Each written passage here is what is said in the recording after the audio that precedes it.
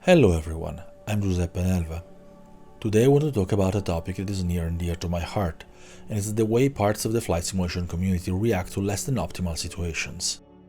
It is a recurring topic, as it happens fairly often. In fact, it happened again over the past few days. Specifically, we finally got some clear information and previews on the Embraer E175 Flight Sim Studio, which will release in early access on Tuesday. First of all, let's get one thing out of the way. This is not a preview of the aircraft. I haven't tested it myself, and I haven't even talked to the developers. Usually they release their products through Aerosoft, so even if I was interested in them in my professional capacity as a gaming journalist, I'd usually go through Aerosoft and not directly to them. What I think of the add-on from what we have seen so far is irrelevant to the main topic of the video, but I'll mention it just in case you're curious. It has some promise and I'm going to keep an eye on it, but its features at release don't match what I expect from an airliner that I can personally enjoy, so I'm not gonna run to purchase it immediately. The developers say that they plan to implement a custom flight management system, and if and when they manage to do that, it'd be a solid step in the right direction. Alongside quality of life elements like SimBrief integration and weight and balance management on the EFB, that probably persuade me to jump in. Until then, I plan to sit by the sidelines and observe the progress FlySim Studio makes. One element that gives me hope is that they are not completely new developer. They have delivered another aircraft, albeit a much simpler one, and a few airports, and more importantly, Microsoft contracted them to create the gliders for the 40th anniversary edition. This tells me that they have technical capabilities and the ability to deliver on a project. It also tells me that they have a stake in keeping their reputation in good standing. Launching an early access project and then completely failing to deliver would likely tarnish their reputation to the point that it'd prevent them from getting any more corporate contracts like the one with Microsoft. They have every interest in delivering what they have promised beyond pure sales. That being said, I'm in the wait and see camp. I'm interested, but I'm not going to pull the trigger until I have more evidence that the project is standing on solid legs. There are plenty of good airliners to fly right now, so I'm not in any hurry. But let's move on to the main topic. It's obvious that mistakes were made in the communication about this project. For quite a few weeks, we had only a few very fetching trailers that pretty much provided zero information about it, with only the creator of the trailers, that isn't part of the development team, dropping a few vague tidbits here and there, while the actual developers remained completely quiet. When we finally learned that the project was far from complete and was to release in early access, many were understandably disappointed at the idea of having to wait much longer for an aircraft offering a decent level of simulation. On top of that, the developer's website is in places poorly worded, leaving room for interpretation and misunderstanding, which added fuel to the fire. Personally, I have no problem with early access. With my background in gaming, I am very much used to it, and some of my favorite games started in early access.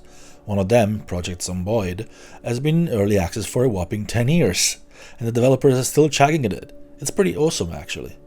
While it's not as widespread in flight simulation, it's time to accept that early access is here to stay.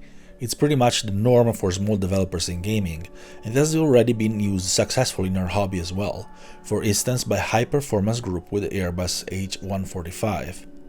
Unfortunately, communication was not on point, likely out of inexperience. Flight Sim Studio usually works for other companies, so they are probably not very used to doing their own PR, and the language barrier certainly doesn't help. From my rather extensive experience with game developers, I can definitely see all the signs of a studio that is well-intentioned but fumbling around with the way to get their point across.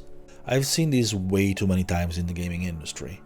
They will likely live and learn, but the problem I see on the other side is how the community reacted to this, which unfortunately is pretty common when something goes wrong.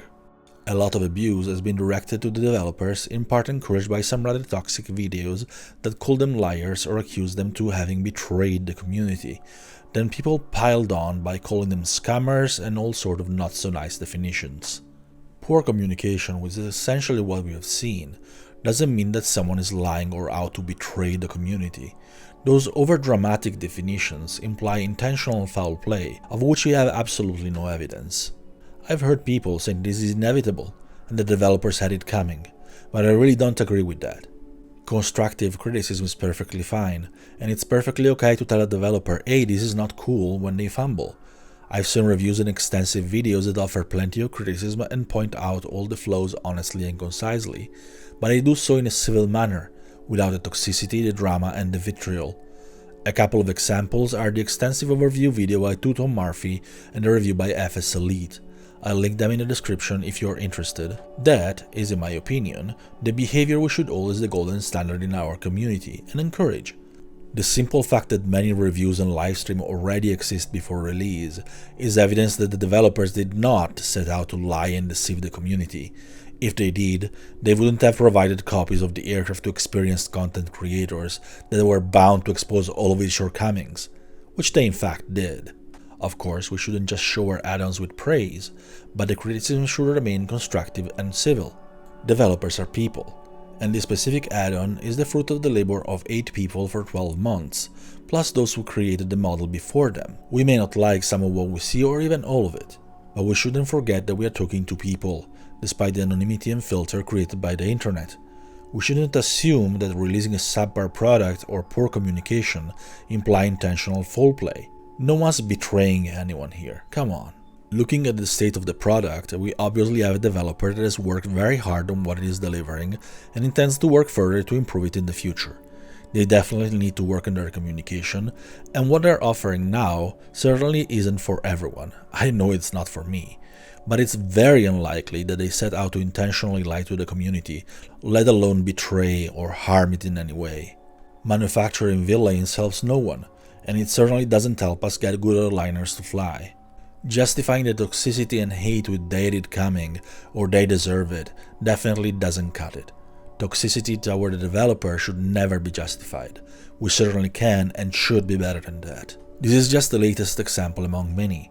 We have seen this many times over the years before the release of Microsoft Flight Simulator, and then we've seen it happen again when the sim launched, with many of the people who were dissatisfied by it directing pages and pages of abuse at the developers at Adobe and Microsoft. And yet, 2 years after, we find ourselves with what's undeniably the best flight simulator on the market, not by a small margin, with the developer showing by far the most consumer-friendly attitude we've seen within this genre in decades. What still needs to really improve is the community. We have a lot of new blood, thankfully, and we need to become capable of reacting to unpleasant situations without all the toxicity and vitriol that have become commonplace after flight simulation became smaller and insular. For the past decade or more, third-party developers have been what has kept the declining hobby vital, complementing the obvious shortcomings of first-party developers who didn't have the will or the resources to drive flight simulation where it deserved to be. Third-party developers are the lifeblood of this hobby and a crucial part of our community. And without them, we'd be flying oversimplified default Cessnas between ugly default airports. What impression do we give to newcomers just approaching our hobby when we call the lifeblood and fellow members of our community liars, traitors, or similar personal attacks like an angry mob armed with pitchforks and torches just because they aren't very good at PR? Again, this is not to say that we should not offer feedback or criticize, but it's fairly obvious that it's very possible to deliver even stern criticism without bashing the people and calling them things that have no place in a discussion about what's ultimately a DLC for a game. Encouraging angry mobs or picking up pitchforks and torches to be part of these mobs really shouldn't have any place in our hobby. Again, I encourage you to take a look at what FS Elite and Tom Murphy said in their content. They're not the only ones, mind you, but they're good examples. Between them, they mention all there is to be said about this add-on in its current state, the good, the bad and the ugly, but without any of the vitriol and silly drama, without the finger pointing or the accusation of lying, betraying or intentional foul play that are really unbecoming. Again, we can do better, and we definitely should. Thank you for listening. As someone who has seen this community grow in the late 90s and early 2000s and then decline and then grow again over the past couple of years, this is a topic that is near and dear to my heart. So whether you agree or disagree, I'm grateful that you have made it until the end. I hope to have at least provided you with some food for thought. Have a great day.